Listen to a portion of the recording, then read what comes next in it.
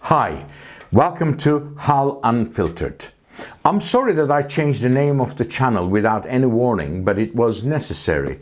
So again, welcome to my channel, HAL Unfiltered. Ladies and gentlemen, be warned. If an organization bears titles like World, International, or European in their names, it is most likely they are working against the interest of your country.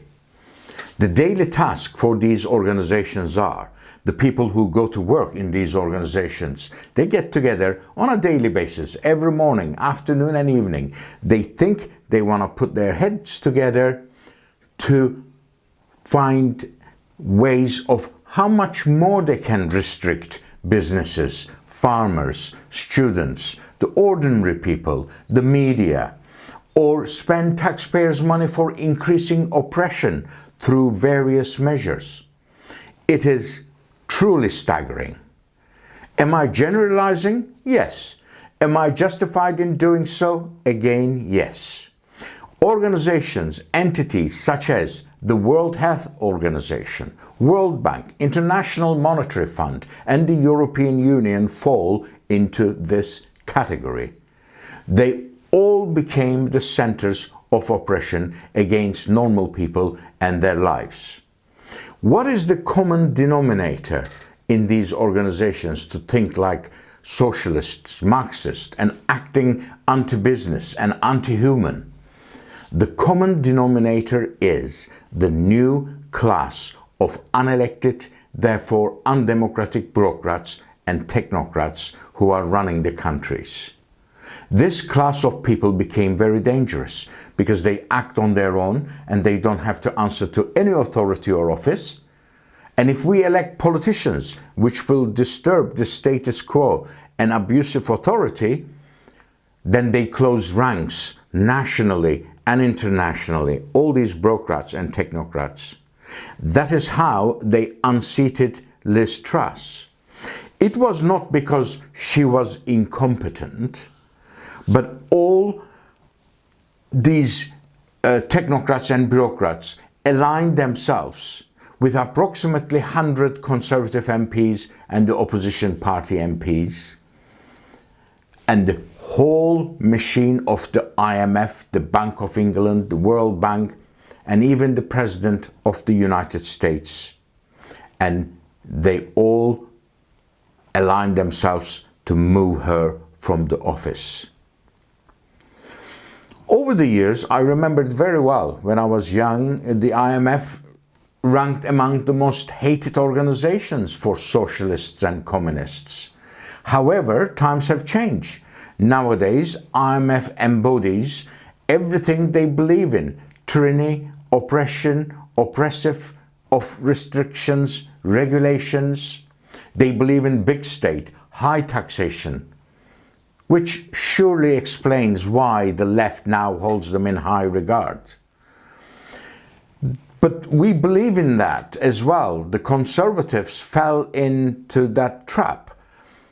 In IMF rhetoric, they position themselves as the champions of stability. What does this stability mean?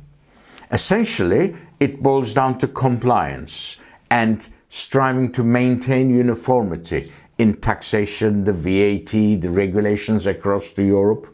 Of course, they want all these to remain in the UK as well, all these uniformity, and they managed to do so far. And they can, if they can, they would love whole world to be uniformed. For supporters of Brexit like myself, there is a sense of apprehension. While we may have technically severe ties and stop contributing to the EU's budget, the reality is that we still find ourselves entangled in their web. This lingering connection persists due to those who champion stability, working to continue to align us with Europe.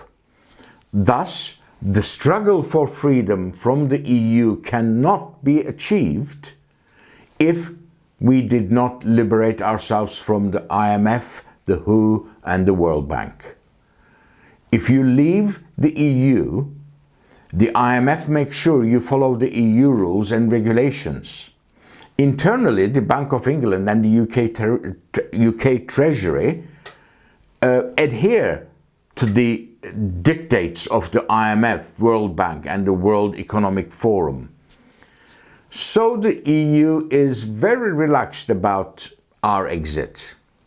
As long as we continue to be obedient to international bodies which replace the bureaucrats and technocrats we lost at the EU, but replace them with the ones from the IMF, the World Bank, etc., everything should be okay. And they are very, very relaxed about it. We didn't complete our task of independence, and we must revive the Brexit spirit, and not only in the UK, but all over Europe. Therefore, sometimes I laugh when I see the papers, current papers just yesterday or day before in the Mail, asking the Chancellor for big tax cuts. He will not. He will cut taxes without disrupting the uniformity of taxation levels and taxation policies with Europe and the rest of the countries. So he will hope, when he cuts that token amount of tax, the Chancellor will hope that the newspaper headlines will read, "Chancellor cut taxes." But he is surrounded by these civil servants who work hand in hand with the IMF, who are united in left-wing policies of uniformity. He will be persuaded by civil servants. He will not change the status quo. I mean, let's not overlook the profound influence of the World Economic Forum on financial institutions. They've played a pivotal role in shaping the minds of countless bureaucrats that work in the system. These individuals not only control pension funds, but also influence countries, ministers, prime ministers, even presidents, through organized bureaucrats and unelected technocrats. Their agenda, often referred to as the New World Order, revolves around accumulating wealth for a small handful of left-wing billionaires. Companies subscribing to ESG, stands for Environmental, Social and Governance, doesn't necessarily, companies don't want to subscribe to this crazy scheme.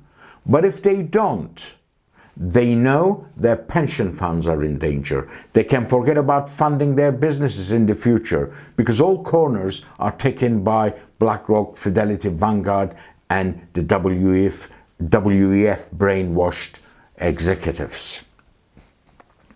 Now we talk about the WEF, the IMF and others, but what is the solution for a nation and individuals to free ourselves from these sick union of left-wing woke billionaires? The only way we will overcome this worldwide shop, which designs all kinds of policies for world governments, is to reform internal bureaucracy. We need to reform our own bureaucracy and put a distance with international organizations when and if they are affecting our national policies. This is happening in the USA. Trump must win just for this reason alone. We now have to work on British Premier and the same in all other English-speaking countries who will wash their hands to internal and external bureaucrats and technocrats and reform the system. So the enemy is not the opposition parties any longer, but it is the unelected bureaucracy inside taking orders from the international bodies, which in turn affecting our domestic policies. Ladies and gentlemen, I hope you like this video. I hope you will subscribe to my channel. I need you to subscribe to my channel to grow this channel, and I look forward to meeting you again very, very soon. Thank you.